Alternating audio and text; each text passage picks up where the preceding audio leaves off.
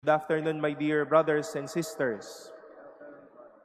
Towards the end of the prayer, Our Father, we all pray these words.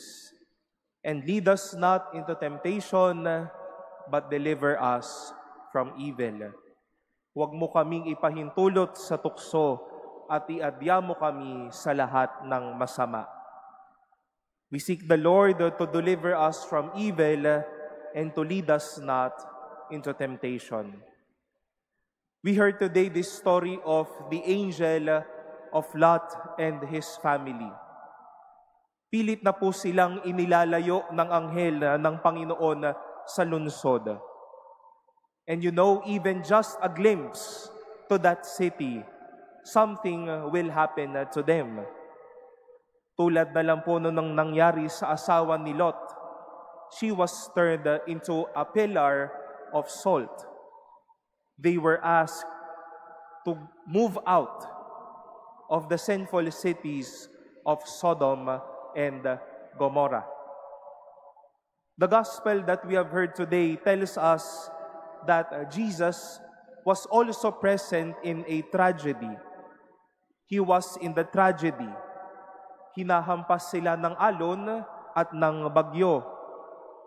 Ngunit si Jesus ay tulog. And by being there in the scene, one thing came as a message as well.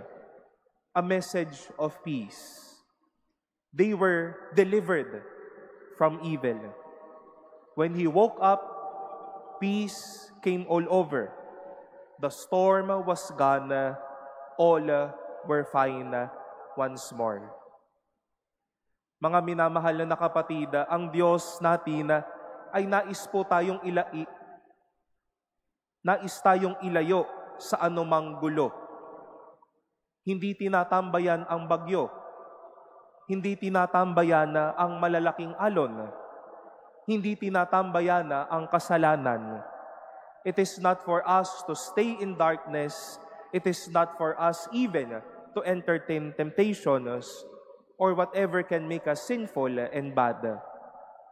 But with courage and faith, we also call out to God and we let Him and assist us to be freed, to deliver us from evil, and to bring us peace. Minsan po marahil, tulad ni Lot at ng kanyang pamilya, nagmamatigas pa ho tayo sa mga madaming magagandang plano ng Diyos sa atin. But it is the desire of the Lord to keep us safe and also to free us from harm. We have passed through already the first half of the year, and now we are entering second phase of another year. Baka ayaw pa po nating pumiglas sa bagyo o sa mga alon, o baka sa mga kadiliman at kasamaan ng ating buhay. We might be looking backwards rather than looking forward. And we let the Lord free us today.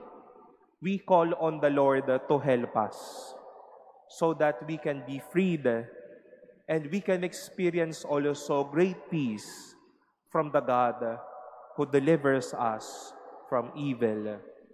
Amen.